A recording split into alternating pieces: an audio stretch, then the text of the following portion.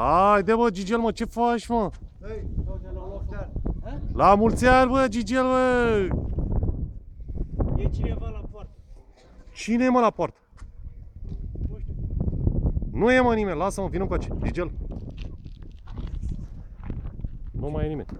Nu știu, mă, dar nu contează. Ia, a început iar la cod. Uite, mă, cine e la... zi, mă. Asta la Cătălin, mă? Sau cine trage acolo? Nu, mă, aia la Cătălin, mă. Gigi, Ia-ți, mă, bă, te rog. A, e mutul, mă, la poartă, mă, dă-l, mă. lasă, nu-i deschid. Nu deschide, mă, până auzi cum făcea.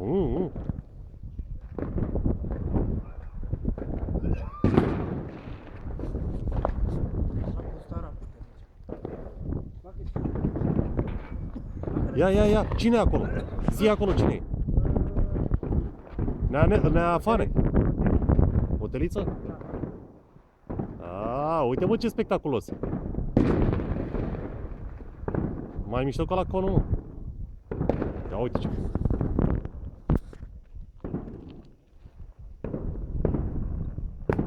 Oteliță sau barul?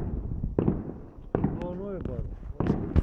Sau neafani sau lambă, bă. Păi neafane am zis eu. Neafani sau lambă, bă. Nu cred că e fan. Băi, neafani aici, mă.